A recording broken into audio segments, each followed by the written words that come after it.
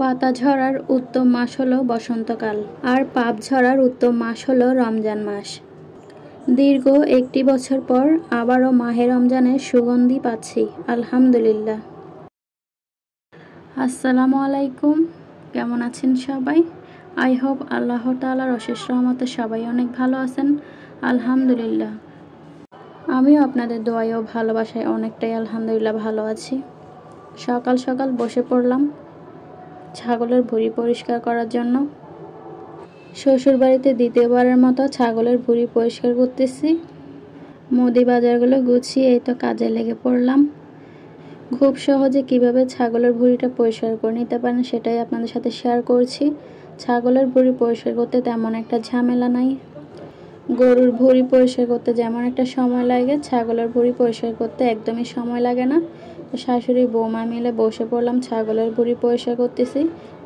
পানিটাকে এখানে খুব ভালো করে সিদ্ধ করে নেওয়া হয়েছে, গরম পানি দিয়ে ভুঁড়িটা পরিষ্কার করতেছি আমরা। মূলত ভুঁড়িটা প্রথমে খুব ভালো করে পানি দিয়ে ধুয়ে নিয়েছিলাম, তারপর চুলায় গরম পানি করে নিয়েছি। গরম পানির ভিতরে বেশ কিছুক্ষণ এগুলোকে চুবিয়ে রেখেছিলাম।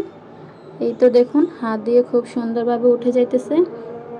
যারা ভুঁড়ি পরিষ্কার করতে ঝামেলা মনে করেন, একবার এইভাবে করে দেখবেন, কোনো প্রকার ঝামেলাই মনে হবে না। হাত দিয়ে খুব সুন্দর করে উঠে যাইতেছে। অনেকে অনেকভাবে করে থাকেন, কিন্তু আমি কিভাবে করি সেটাই আপনাদের সাথে শেয়ার করলাম। আমার কাছে এটা খুবই সহজ এবং ইজিলি মনে হয়। তো আমার সবগুলো পরিষ্কার করা হয়ে গেছে। এখন আমি ঠান্ডা পানি দিয়ে খুব ভালোভাবে ধুয়ে নেব। সবগুলো ভুঁড়ি আমার পরিষ্কার করা হয়ে গেছে। আর কারা কারা এই ভুঁড়ি খেতে পছন্দ করেন কমেন্ট করে অবশ্যই জানাবেন। আমার তো ভীষণই পছন্দের। বেশিরভাগ মানুষই এটা খেতে খুবই পছন্দ করে। তো সবগুলো ভুঁড়ি আমার পরিষ্কার করা হয়ে গেছে। এখন আমি কেটে ছোট ছোট করে টুকরো করে কেটে রেখে দেবো আর কি। আজকে রান্না করব না, এটা কালকে রান্না করা হবে। তো এখানে আমি ছোট ছোট টুকরো করে কেটে নিতেছি। এই যে এরকম সাইজ করে কেটে নিতেছি। তো সবগুলো আমি একইভাবে কেটে নেব। ভুঁড়ি পরিষ্কার করতে অনেকে জানে, আবার অনেকে জানে না। যারা জানে না তাদের কাছে যদি ভালো লেগে থাকে টিপসটা, বাড়িতে ট্রাই করে কমেন্ট করে আমাকে জানাতে পারেন। আর আজকে যারা নতুন চ্যানেলটা ভিজিট করছেন, ভালো লাগলে চ্যানেলটা সাবস্ক্রাইব করে আমার পাশে থেকে যাবেন। ভুঁড়ি পরিষ্কার করার কাজ তো শেষ। এবার দুপুরে খাওয়া দাওয়া করার জন্য আজকে একটি দাওয়াতে চলে যাব। এই তো মা ছেলে রেডি হয়ে পড়লাম, পরিবারের বাকি সদস্য রেডি হয়ে গেছে। চলে আসলাম বিয়ের দাওয়াত খেতে। শাশুড়ি মা এদিকে সার্ভ করে দিচ্ছে সবাইকে। প্রতিবেশীর বিয়ের দাওয়াতে চলে আসলাম। আর এদিকে আমার বাবা সোনা বসে আছে। সে আর কি খাবে, আয়োজন দেখে সে মহা খুশি। শাশুড়ি মা এদিকে সবাইকে মুরগির মাংস তুলে দিতেছে। আইটেমে এখানে ছিল পোলাও, ছিল সাদা ভাত ছিল। যারা পোলাও খেতে পারবে না তারা চাইলে সাদা ভাত নিতে পারে। আমি আবার বিয়ে বাড়িতে গেলে, কোনো অনুষ্ঠান বা অকেশনে গেলে আমি তেমন খেতে পারি না। আমার খাবার দেখলে পেট ভরে যায়। এদিকে আমার বাবা সোনাকে আমি মাংস ছিঁড়ে দিতেছিলাম। সে শসা আর মাংস খাচ্ছে, কিন্তু ভাত খেতে চাইতেছে না। সে ভাত খাবে না, সে শুধু শসাই খেয়ে যাবে। আর ওইদিকে বড় বাবা সোনা তার দাদুর সাথে বসেছে। সেও শুধু চিকেন নিয়েছে, আর এক্সট্রা কোনো তরকারি সে নেয় নাই। আমি এদিকে একটা চাটনি নিয়েছি। চাটনিটা খেতে আমার কাছে খুবই ভালো লেগেছে, টমেটো চাটনি। তো চলছে খাওয়া দাওয়া, এই আর কি।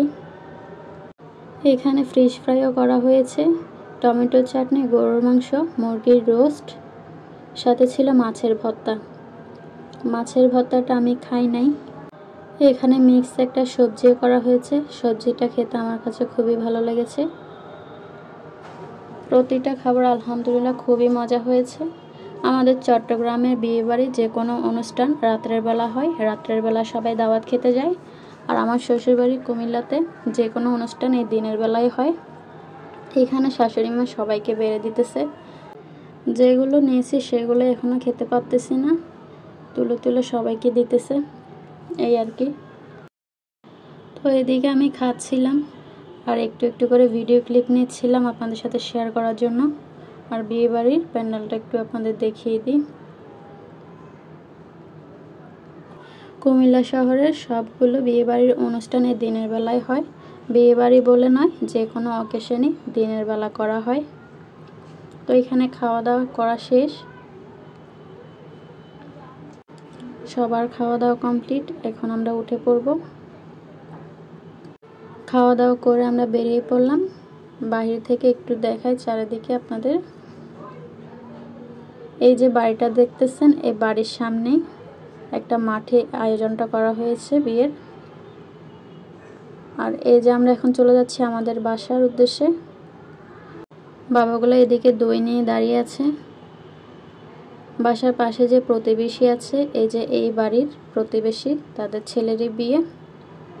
তাদের বাড়ি সাজানোর সাথে সাথে এদিকে তাদের চাচার বাড়িটাও সাজিয়েছে।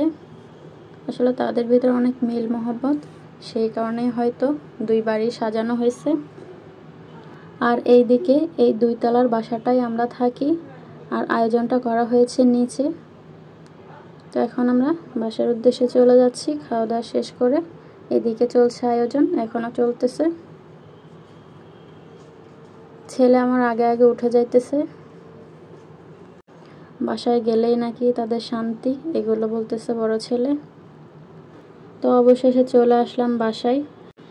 খাওয়া দাওয়া শেষে যে দই দেওয়া হয়েছিল বড় ছেলে, সেগুলোকে নিয়ে আসছে, বলছে বাসায় এনে খাবে। তো এগুলোকে সে ফ্রিজে ঢুকেছে, একটু পরে সেগুলো খাওয়া হয়েছে। যারগুলো সে খেয়ে নিয়েছে। আর এইদিকে আমার বেলকনি থেকে আমি আপনাদের একটু দেখাই, নিচে রান্নাবান্না হওয়াতে খুবই গরম লাগতেছিল। তবুও কিছু করার নাই, বিয়ে বাড়ি বলে কথা। বিয়েটা অনেক আগেই করে রাখছে, রমজান মাস চলে এসেছে তাই অনুষ্ঠানটা করে ফেলেছে, এই আর কি। তো ভিডিওটা আর বেশি বড় করব না। ভিডিওটা কেমন লাগছে কমেন্ট করে অবশ্যই জানাবেন। ভালো লাগলে একটি লাইক অবশ্যই দিবেন। ভিডিওটি ভালো লাগলে লাইক কমেন্ট সাবস্ক্রাইব করে আমার পাশে থাকবেন। তো আজকের ভিডিওটা এই পর্যন্ত। সবাই ভালো থাকবেন, সুস্থ থাকবেন। সবাই সবার জন্য মন থেকে দোয়া করবেন। আল্লাহ হাফেজ সবাইকে।